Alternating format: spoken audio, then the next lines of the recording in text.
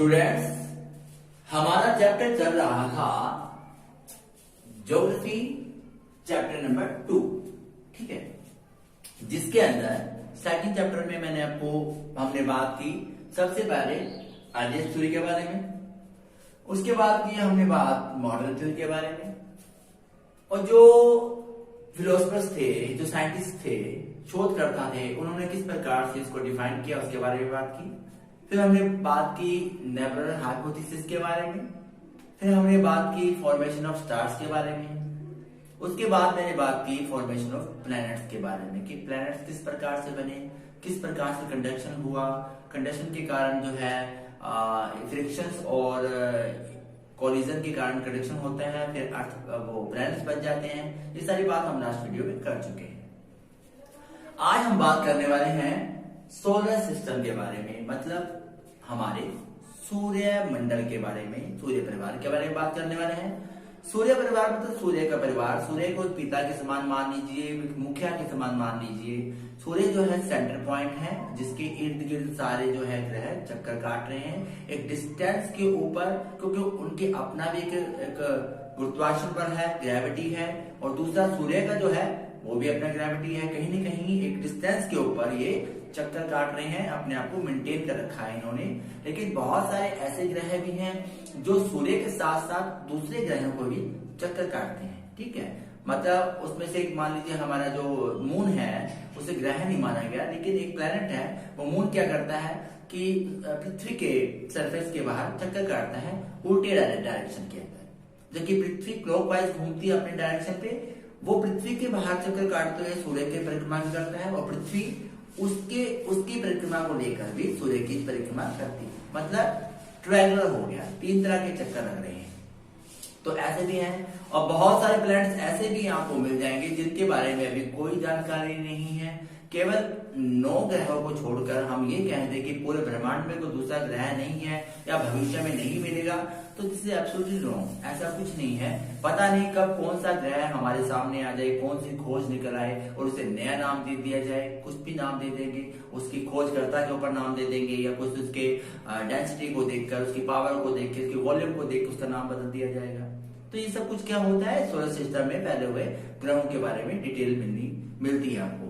तो आज हम पढ़ेंगे यहाँ पे सोलर सिस्टम के बारे में, जिसका परिवार का मुखिया कौन है, सन है, सूर्य माना गया है। इसके परिवार के अंदर सूर्य को छोड़कर केंद्र बिंदु को 8 ग्रह माने जाते हैं। कौन कौन से? आपको ये सारे ग्रह किसमें याद करने हैं, सीक्वेंस में याद करने हैं। अगर आपने पहले मार्स लिख दिया, फिर बाद में मरकरी लिख दिया, पहले अर्थ लिख दिया या बाद में वीनस लिख दिया, तो ये सोलर सिस्टम का जो सीक्वेंस बना हुआ है वो बिगड़ जाएगा और बिल्कुल ही गलत होगा। तो ध्यान रखिएगा, इसको आपको सीक्वेंस में याद करना है, ठीक है। अब देखिए, सबसे पहले आता है मरकरी, उसके बाद आता है वीनस, उसके बाद आता है हमारा अर्थ, फिर आता है हमारा मार्स, उसके बाद आता है जुपिटर, फिर आता है सैटर्न, उसके बाद आता है यूरेनस, फिर आता है लास्ट में नेपच्यून, ठीक है जी। अब ये पहले जो 4 ग्रह हैं ना, और लास्ट के 4 ग्रह हैं, इन दोनों के बीच में सिमिलैरिटी नहीं है, कुछ डिफरेंसेस हैं, उसके बारे में बात करेंगे। उससे पहले मैं आपको ये बता दूं कि मार्स और जुपिटर के बीच वाले हिस्से में, जैसे कि सूर्यमंडल बना हुआ है ऐसे, ये सूर्य हो गया आपका, फिर एक यहाँ पे लेयर है, फिर एक लेयर यहाँ पे है, एक लेयर यहाँ पे है, एक लेयर यहाँ पे है। आप देखिए क्या है, मैंने क्या बताया था, सन है, सन के बाद मरकरी है, मरकरी के बाद आ गया वीनस, वीनस के बाद आ गया आपका अर्थ आ गया, अर्थ के बाद आपका आ गया मार्स। अब मार्स और जुपिटर, तो जो बीच का सरफेस है ना, हमारा बीच का जो सरफेस है, इसके बीच में आपको एस्ट्रॉइड्स देखने को मिल जाएंगे। एस्ट्रॉइड्स मतलब asteroids like a minor planets, छोटे छोटे प्लैनेट्स हैं जो कि जिनके बारे में मैंने पहले बता दें, कोई इंफॉर्मेशन नहीं है कि वो किस प्रकार के प्लैनेट्स हैं, किस चीज से बने हुए हैं। तो ये एस्ट्रॉइड्स जो हैं इन दोनों के बीच में है, बहुत ज्यादा मात्रा के अंदर है ये। तो इनको मतलब गैलेक्सी भी कहा जाता है, बीच में आकाशगंगा भी जिसको बोलते हैं। अभी थोड़े दिन पहले हमने एक न्यूज भी पढ़ी थी जिसमें ये बताया गया था कि 29 अप्रैल को एक बहुत बड़ा एस्ट्रॉइड जो है पृथ्वी से टकराने वाला है, जबकि ऐसा कुछ नहीं था। साइंस ने बहुत तरक्की कर ली है, और साइंस ने ये भी बताया कि वो उसके पास से सिर्फ गुजरेगा, और वो भी मेरे ख्याल से काफी 140 लाख किलोमीटर की दूरी हमारे बीच में होगी, समथिंग कुछ ऐसा था। तो ऐसा क्या है कि ये एस्ट्रॉइड्स जो है इनके बीच में काफी मात्रा में है। इसमें से क्या होता है, जब किसी ग्रेविटेशनल पावर के कारण, गुरुत्वाकर्षण बल के कारण कि अपनी सरफेस में से बाहर निकल जाते हैं, तो क्या करते हैं, दूसरे प्लैनेट्स की तरफ अट्रैक्ट हो जाते हैं, लेकिन कहीं न कहीं इनका सरफेस उनसे मैच नहीं करता। लाइक ए मैग्नेट NS होता है, नॉर्थ और साउथ पोल, तो वो कहीं टकराने के बजाय उनके पास निकल जाते हैं, क्योंकि उनकी भी अपनी एक ग्रेविटेशनल पावर होती है। ठीक है, तो एस्ट्रॉइड्स होते हैं, asteroids like a minor planets, मैंने आपको बता दिया, specially inner of the solar system. Specially inner of the solar system मतलब सूर्य परिवार के, सौर मंडल के बीच का हिस्सा माने जाता है। अब देख लेते हैं सबसे पहले कि जो 4 ग्रह हैं ये किस प्रकार से बने हैं, कैसे बने हुए हैं, किस चीज से बने हैं। तो इनको बोलते हैं पहले तो इनर प्लैनेट्स, अंदर वाले प्लैनेट्स इनको बोलते हैं। उसके बाद बोलते हैं टेरेस्ट्रियल प्लैनेट्स, इनको बोला जाता है। टेरेस्ट्रियल प्लैनेट्स को क्यों बोला जाता है, क्योंकि अर्थ लाइक ऑफ प्लैनेट्स, ये जो सारे प्लैनेट्स हैं ये अर्थ की तरह दिखाई देते हैं। अगर कभी भविष्य में ऐसा हुआ, फ्यूचर में ऐसा हुआ, जिस प्रकार से हमारे जो साइंटिस्ट हैं वो तरक्की कर रहे हैं, साइंस के बारे में बता रहे हैं, जिस प्रकार से हमारे अर्थ के ऊपर हमें खतरा मंडराते हुए नजर आ रहा है, तो अगर फ्यूचर में, भविष्य में कुछ भी हो सकता है, everything is possible, nothing is impossible. अगर कभी जीवन बना, किसी और प्लैनेट पे जाना पड़ा, तो शायद मरकरी, वीनस और मार्स को चूज किया जाएगा। क्यों चूज किया जाएगा, क्योंकि ये चारों के चारों जो हैं अर्थ की तरह ही दिखाई देते हैं। इनके ऊपर मिलने वाले मिनरल्स, इनके ऊपर मिलने वाला सरफेस, इनके मिलने वाला एटमॉस्फेयर कहीं न कहीं जाकर मानव जीवन के लिए सही है। बाकी किसी और पर जाओगे तो शायद आपका जीवन वहां पे असंभव है, बिल्कुल ही।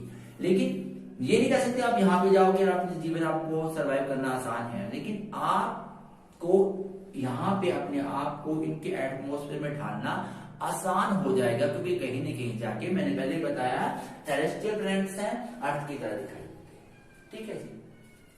अब ये किससे बने हुए हैं, ये बने हैं रॉक्स से, मेटल्स से बने हुए हैं, ये पहाड़ियों से बने हैं, धातुओं से बने हुए हैं, और इनकी डेंसिटी जो है ये रिलेटिवली, मतलब क्या है, रिलेटिवली किसके साथ होगा, रिलेटिवली ये अर्थ की तरह है, मतलब अर्थ की तरह ही दिखाई देते हैं। तो ये इनकी डेंसिटी पावर जो है इनकी अर्थ की तरह की है। ठीक है, इनका वॉल्यूम भी बहुत है, तो मतलब ये इन चीजों से ये सारे के सारे बने हुए हैं, मरकरी, वीनस, अर्थ और मार्स। ठीक है, एस्ट्रॉइड्स के बारे में मैं आपको बता चुका हूं। अब बात करते हैं जुपिटर की, सैटर्न की, यूरेनस और नेपच्यून की। तो ये क्या है, हमने सबसे पहले बात की थी कि जो सूर्य है उसके बाहर जो गैसेस है वो किससे बनी हुई है, मैंने बताया था। ये सारी किससे बनी हुई है, ये बनी हुई है आपकी हीलियम और हाइड्रोजन के कारण। वो जो डस्ट है उसके बाहर गैसेस है वो किससे है, हीलियम, हाइड्रोजन और डस्ट के कारण है। तो ये जो 4 प्लैनेट्स हमारे पास बचते हैं, जुपिटर, सैटर्न, यूरेनस और नेपच्यून, ये गैसेस हैं। तो गैसेस क्या होती हैं, गैसेस मतलब हम क्या लेते हैं, ऑक्सीजन लेते हैं और कार्बन डाइऑक्साइड छोड़ते हैं। अगर किसी और गैस को हम अपने अंदर कंज्यूम करते हैं तो शायद हम मर जाएंगे, शायद तो पक्का नहीं मर जाएंगे। तो ये सारे गैसेस बने हुए हैं, इसलिए यहाँ पे रहना इम्पॉसिबल है। अब ये देखिए किस प्रकार से बने हैं, ये आउटर प्लैनेट्स मतलब बाहरी प्लैनेट्स को बोलते हैं, गैस प्लैनेट्स इनको बोलते हैं। उसके बाद जॉबिट प्लैनेट्स को बोलते हैं, जॉबिट प्लैनेट्स को बोलते हैं क्योंकि जुपिटर की तरह दिखाई देते हैं सारे के सारे। ये सारे कैसे दिखाई देते हैं, जुपिटर की तरह दिखाई देते हैं। अभी जैसा जुपिटर है वैसे ही सारे हैं।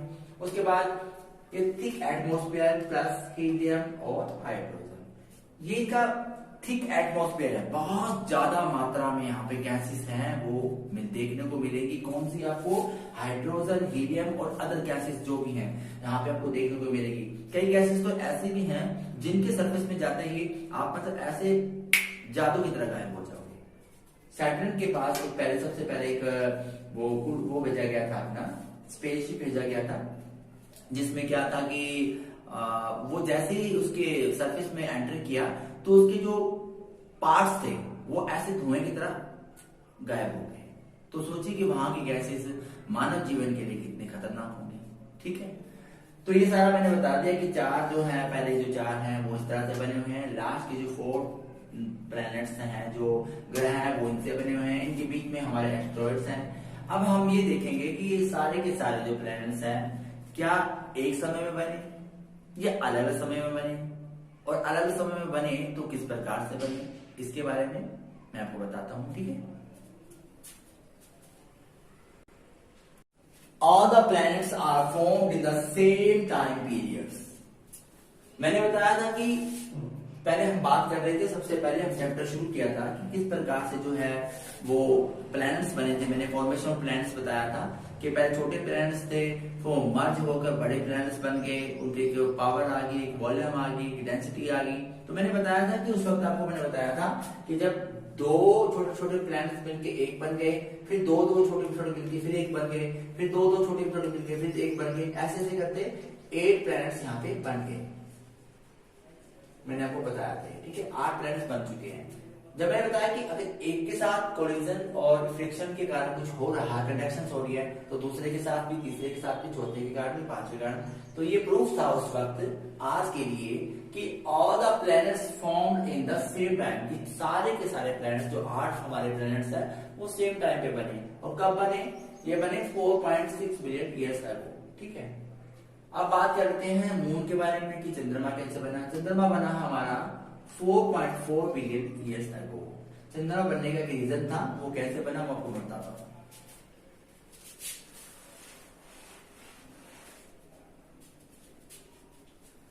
इसको एक प्रोसेस को बोलते हैं by the process of big splat और गैंट इम्पैक्ट। गैंट इम्पैक्ट अलग होता है, बिग स्प्लैट अलग होता है। क्या होता है इसके बारे में मैं आपको बता देता हूं। पृथ्वी है हमारी पृथ्वी के साथ कुछ ऐसा घटा, कुछ ऐसा हुआ कि उसके पास एक अदर बॉडी, कोई दूसरा प्लैनेट आया। जैसे मैंने बताया कि एस्ट्रॉइड्स होते हैं, पृथ्वी से टकरा जाते हैं, अभी भी हमने घटना सुनी थी। तो ऐसा ही कोई एस्ट्रॉइड्स, कोई अदर बॉडी आई और पृथ्वी के साथ टकराई, अर्थ के साथ टकराव हुआ इसका, जिसके कारण क्या हुआ, अर्थ का कुछ हिस्सा टूट गया और टूटकर उससे अलग हो गया। अर्थ का कुछ हिस्सा टूट गया और उससे अलग हो गया। अर्थ का जो हिस्सा टूटा इसके कारण, तो ये छोटी घटना तो है नहीं। अगर 29 को कोई बहुत बड़ा एस्ट्रॉइड हमसे टकराता तो ये मतलब आने वाले जो लोग बाद में पैदा होते हैं या जो हिस्ट्री मिलती है, कुछ पता चलता, तो ये बहुत बड़ी घटना होती। मतलब पूरा जीवन जो था वो रिसाइकलिंग हो जाता, दोबारा शुरू होता। तो ये छोटी घटना तो थी नहीं, ये बहुत बड़ी घटना थी, तो उसको बोलते हैं बिग स्प्लैट, इस घटना। लेकिन इस अनदर बॉडी के टकराने के कारण ये सब कुछ हुआ, तो उसको बोलते हैं गैंट इम्पैक्ट, ठीक है। गैंट इम्पैक्ट इसको बोलते हैं। जो हिस्सा पृथ्वी से टूटकर अलग हुआ वो क्या बन गया? वो बन गया जी हमारा मून, चंदा मामा, चंद्रमा। चंद्रमा बन गया जी हमारा, ठीक है जी, चंद्रमा बन गए हमारे। तो इस प्रकार से जो मून है वो बना।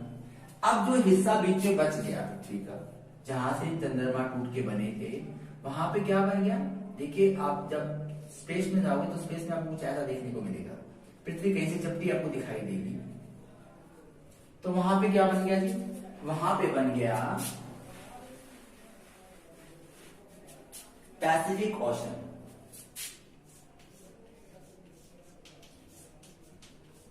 पैसिफिक ओशन बन गया, पैसिफिक ओशन बन गई जी, ठीक है। ओशन, पैसिफिक ओशन बन गया। वहां पे ओशन मतलब समुद्र जिसको बोलते हैं। तो सारे प्लैनेट्स एक टाइम में बने 4.6 बिलियन ईयर्स अगो। चंद्रमा जो था 4.4 बिलियन ईयर्स अगो बना। उसके प्रोसेस को बोला जाता है बिग स्प्लैट और गैंट इम्पैक्ट बोला जाता है। बिग स्प्लैट का क्या मतलब है और गैंट इम्पैक्ट का मतलब है, ये मैंने आपको बता दिया। पैसिफिक ओशंस कैसे बने और पृथ्वी का हिस्सा टूट के क्या बन गया? चंद्रमा, ठीक है जी। अब बात कर लेते हैं कि पृथ्वी किस प्रकार से बनी। एवोल्यूशन ऑफ अर्थ, पृथ्वी किस प्रकार से बनी इसके बारे में मैं आपको बता रहा हूं। एवोल्यूशन ऑफ लिथोस्फीयर, इसके दो पार्ट्स हैं, और दूसरा evolution of atmosphere and hydrosphere. सबसे पहले बात करते हैं एवोल्यूशन ऑफ लिथोस्फीयर के बारे में। तो ये प्रोसेस किसका होता है? Process of accretion. मैंने आपको पहले बताया था कि प्रोसेस ऑफ एक्रेशन में क्या होता है, जो हैवी मटेरियल होते हैं ना ज्यादा, वो कहां चले जाते हैं? कोर के अंदर चले जाते हैं। मैंने बताया था कि इसमें आयरन और निकल जो था वो कहां चला जाता है? कोर के अंदर, अंदरूनी भाग में चला जाता है। और जो लाइट मटेरियल होता है वो कहाँ आता है, क्रस्ट के आउटर साइड के ऊपर आ जाता है। जैसे जैसे हम क्रस्ट के अंदर जाएंगे, भूमि की पृथ्वी के क्रस्ट के अंदर जाएंगे, तो आपको उनको जिनकी परतें बनी हुई है, मैंने बताया पहले मिट्टी है, फिर कुछ और है, फिर कुछ और है, ऐसे करते करते सोना, चांदी, कोयला, उसके बाद मेटल्स है, कुछ बायोक्साइड है, समथिंग बहुत कुछ है। और लास्ट में जाके आपको क्या मिलता है, सबसे ज्यादा मात्रा किसकी मिलती है, आयरन की और निकल की मिलती है। तो ये जो हैवी मटेरियल है ये कोर में चले गए, किसके कारण, प्रोसेस ऑफ एक्रेशन के कारण। और जो लाइट मटेरियल थे ये आउटर पे ऊपर रह गए। ये सब कुछ किसके कारण हुआ, the base of density, the base of density के कारण हुआ। जिनकी डेंसिटी बहुत ज्यादा थी वो कहां चले गए, कोर के अंदर चले गए, और जिनकी डेंसिटी कम थी वो कहां आ गए, आउटर, ऊपर आ गए। ठीक है, तो ये एक कैरेक्टराइज करती है, कैरेक्टरिस्टिक्स बताती हैं उन सभी जो हमारे मेटल्स हैं उनके बारे में, कि किस प्रकार का जो धातु है किस डेंसिटी के कारण किस लेयर पे अपने आप को स्थिर रखे हुए हैं। ठीक है, उसके बाद बात करते हैं जी evolution of atmosphere, not a hydrosphere. सिर्फ एटमॉस्फेयर की बात करेंगे, यहां तक बात करेंगे। इसकी 3 स्टेजेस आपको देखने को मिलेगी, 3 स्टेजेस देखने को मिलती हैं कि एटमॉस्फेयर किस प्रकार से बना। इसके 3 स्टेजेस हैं, देखिए कैसे। Loss of primordial atmosphere by the solar wind. Primordial atmosphere मतलब आज से जो पहले का एटमॉस्फेयर था वो ऐसा नहीं था। मैंने बताया कि उसमें बहुत सारी गैसेस थी और वो किससे बना हुआ था, हीलियम और हाइड्रोजन के कारण बना हुआ था। डस्ट, हीलियम और हाइड्रोजन के कारण बना हुआ था। तो जो सोलर विंड थे ना, सोलर विंड के कारण क्या हुआ, सोलर विंड ने पृथ्वी के सरफेस के ऊपर से ये जो हीलियम और हाइड्रोजन था इसकी सरफेस को अलग कर दिया। मतलब पृथ्वी के सरफेस में, मैंने बताया कि सूरज के सरफेस के बाहर तो बहुत सारी गैसेस हैं, सूरज के अंदर से कुछ हिस्सा अलग होकर पृथ्वी बन गया, और पृथ्वी के बाहर जो गैसेस थी वो सोलर विंड के कारण अलग हो गई और पृथ्वी के सरफेस में से बाहर निकल गई। ठीक है, उसके बाद क्या हुआ जी, contribution by the interior of earth. Interior के अंदर कंट्रीब्यूशन क्या था, ये क्या था, डीगैसिंग का। डीगैसिंग इसको बोलते हैं। डीगैसिंग का मतलब होता है, मतलब जो गैसेस होती हैं by gases of water evaporation के कारण ये डीगैसेस होती है ना, जो पृथ्वी के अंदर जो गैसेस थी बहुत ज्यादा, वो अब क्या होती हैं, वेपोरेशन के कारण निकलती हैं। फॉर एग्जांपल ये वोल्केनो आप देख लीजिए, या आपने ये यहाँ पे जियोथर्मल प्लांट्स की एक्टिविटीज ज्यादा होती है, वहां पे बहुत ज्यादा होता है, और जहाँ पे वोल्केनोस होते हैं वहां पे बहुत ज्यादा होता है। उसमें क्या होता है, गैसेस भूमि की पृथ्वी की जो सरफेस को फाड़ कर उसमें से बाहर निकलाते हैं। कैसे, आपने गीजर का नाम सुना होगा, आपने स्प्रिंग का नाम सुना होगा, आपने वोल्केनो का नाम सुना होगा। वोल्केनो के अंदर से वो गैसेस फट के पृथ्वी में से बाहर निकल आती हैं। ठीक है, उसके बाद क्या होता है, जो वेपोरेशन है ना, वेपोरेशन है, इसके बारे में मैं आपको बाद में बताऊंगा। पहले आपको ये बता देता हूँ कि फोटोसिंथेसिस क्या होती है। सबसे पहले मैंने बताया कि पृथ्वी के बाहर जो गैसेस वो कौन सी थी, कार्बन डाइऑक्साइड की मात्रा बहुत ज्यादा थी, बहुत ज्यादा। लेकिन फोटोसिंथेसिस के कारण क्या हुआ, इसने प्रकाश संश्लेषण क्रिया के कारण क्या हुआ, ऑक्सीजन की मात्रा बढ़ने लगी और कार्बन डाइऑक्साइड की मात्रा कम होने लगी। ठीक है, ऑक्सीजन ज्यादा बढ़ गई ना, क्योंकि हम सांस लेने के हमें ऑक्सीजन की जरूरत पड़ती है। तो फोटोसिंथेसिस के कारण क्या हुआ, ऑक्सीजन की मात्रा ज्यादा बढ़ने लगी। कैसे, उसने पानी को वेपोरेट करना शुरू कर दिया प्रकाश संश्लेषण के कारण। पानी वेपोरेट होकर क्या हुआ, कार्बन डाइऑक्साइड के रूप में ठोस होकर ऊपर चला जाता है। वेपोरेशन होकर तो ऊपर जाके बादल बन जाता है, और जिसके कारण क्या बन जाता है, इस जो पानी फोटोसिंथेसिस के कारण नीचे से होकर ऊपर चला जाता है और बादल बन जाता है। उस प्रक्रिया को बोलते हैं वाटर साइकिल के बाद। ठीक है, वाटर साइकिल बोलते हैं। और ये चीज क्या होती है, हाइड्रोस्फीयर। क्योंकि अगर मान लीजिए हमारा एवोल्यूशन एटमॉस्फेयर नहीं होगा तो हाइड्रोस्फीयर के बारे में तो बात बन ही नहीं पाएगी ना। अगर कार्बन डाइऑक्साइड नहीं होगी, कुछ और नहीं होगा, या फिर प्रकाश संश्लेषण क्रिया नहीं होगी, तो अगर HO2 हाइड्रोजन और ऑक्सीजन नहीं होगा हमारे पास, तो क्या नहीं बन पाएगा, हाइड्रो एटमॉस्फेयर तो कभी नहीं बन पाएगा ना। तो सबसे पहले एटमॉस्फेयर का होना बहुत जरूरी है। एटमॉस्फेयर के अंदर ये प्रकाश संश्लेषण क्रिया का होना बहुत जरूरी है, जिसके कारण जो पानी है वो वेपोरेट होकर ऊपर जाएगा। ऊपर जाने के कारण वो अपना एक सरफेस बनाएगा, बादल बनाएगा, जिसको क्या बोलते हैं, हाइड्रोस्फीयर बोलते हैं। ठीक है, यहाँ तक आपको सबको बात समझ आ गई होगी। और पृथ्वी के सरफेस के अंदर से जो गैसेस थी वो किनके कारण अलग हुई, सोलर विंड के कारण अलग हो गई। ठीक है, उसके बाद हम बात कर लेते हैं फोटोसिंथेसिस की। फोटोसिंथेसिस ने ये बताया कि वाटर साइकिलिंग किस प्रकार से होती है, जैसे कि माउंटेन बने हुए हैं। ठीक है, ये कौन समुद्री तालाब नदी है कुछ भी है, ये सन है हमारा। अब ये इसकी गर्मी अपनी गर्मी के जो गर्मी छोड़ता है इनके ऊपर, अपना वाटर के ऊपर, सॉरी, जहां भी पानी का सरफेस होगा गर्मी पड़ेगी तो पानी सरफेस क्या है, वेपोरेट होके ऊपर चला जाता है,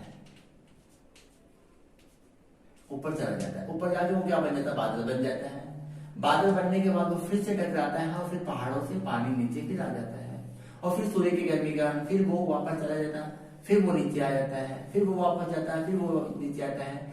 ये जो क्रिया है इसको क्या बोलते हैं, वाटर साइकिल बोलते हैं। कि वेपोरेट होके पानी ऊपर चला गया, बादल बनने के बाद बरसात हुई, फिर से पानी नीचे आया, तो वाटर साइकिलिंग इसको बोलते हैं। ठीक है, ये किसके कारण होता है, फोटोसिंथेसिस के कारण होता है, सूर्य की गर्मी के कारण होता है, प्रकाश संश्लेषण क्रिया के कारण होता है। और इसी के कारण क्या बनता है, ऑक्सीजन बनती है, कार्बन डाइऑक्साइड गैस खत्म हो जाती है, तो इसको बोलते हैं फोटोसिंथेसिस। उसके बाद बात करते हैं जी ओशंस की। तो ओशंस जब बने, ओशंस बने आज से 4 बिलियन ईयर्स एगो। जब ओशंस बने उसके से पहले क्या हुआ, लाइफ जो हमारे पास आई ओशंस बनने से वो 3.5 बिलियन ईयर एगो हमारे पास आ गई। ठीक है जी, ओशंस बन गए, जीवन भी आ गया, और हमने बता भी दिया कि किस प्रकार से एवोल्यूशन हुआ था अर्थ का, अर्थ किस प्रकार से बनी। एक बार फिर से मैं आपको इसको रिवीजन कर देता हूँ। लिथोस्फीयर में क्या हुआ, प्रोसेस ऑफ एक्रेशन हुआ, जिसके कारण हैवी मटेरियल कोर में चले गए और लाइट मटेरियल ऊपर आ गई। ये सब कुछ किसके कारण हुआ, on the basis of density के कारण हुआ। जिनकी डेंसिटी ज्यादा थी वो अंदर रह गए, जिनकी डेंसिटी कम थी वो बाहर आ गए। ठीक है, उसके बाद क्या हुआ जी, loss of the primordial atmosphere solar system. जो हमारा पहले से सोलर सिस्टम था, जो हमारा पहले का एटमॉस्फेयर था वैसा नहीं था, उसमें गैसेस बहुत ज्यादा थी। सोलर विंड के कारण वो गैसेस जो पृथ्वी से अलग हो गई, कौन सी, हीलियम और हाइड्रोजन। अब पृथ्वी का सरफेस के अंदर जो गैसेस थी वो बहुत कम मात्रा में थी, जहरीली, लेकिन कार्बन डाइऑक्साइड की मात्रा बहुत ज्यादा थी। और कार्बन डाइऑक्साइड की मात्रा में किसने कम किया, कंट्रीब्यूशन था इंटीरियर ऑफ अर्थ के कारण, गैस डीगैसिंग के कारण। क्या होता है कि जो गैसेस अंदर बची होती है पृथ्वी अपने सरफेस में से उसको वोल्केनो के कारण बाहर निकाल देती हैं। हमने गीजर का नाम भी सुना है, हमने स्प्रिंग का नाम भी सुना है, और जहाँ पे जियो थर्मल प्लांट्स की एक्टिविटी जहाँ पे होती है वहां पे ज्यादा ये मतलब ये सब कुछ होता है। और वाटर वेपोरेशन के कारण क्या होता है, जो गैसेस जो पानी है वो वेपोरेट होके ऊपर चला जाता है। ऊपर जाने के बाद जो बादल बन जाते हैं वो बन जाते हैं हाइड्रोस्फीयर, और उसको बोलते हैं वाटर साइकिलिंग। उसके बाद बात की हमने फोटोसिंथेसिस की। फोटोसिंथेसिस में क्या होता है, जो कार्बन डाइऑक्साइड है वो चेंज हो जाती है, किसके अंदर, ऑक्सीजन के अंदर चेंज हो जाती है, और हमारे एटमॉस्फेयर के अंदर हमें जीवन जीने का एक साधन मिल जाता है। ओशंस जो बने थे वो बने थे 4 बिलियन ईयर अगो। लाइफ जो आई थी वो 3.5 बिलियन अगो आई थी। इस चैप्टर में इतना ही है। आई होप कि ये चैप्टर आपको ढंग से समझ आ गया होगा। इसे बार बार रिपीट करके देखिएगा और अपना ध्यान रखिए।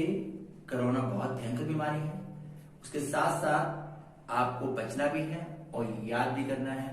Please see it video and note down this और नोट्स इन योर कॉपी।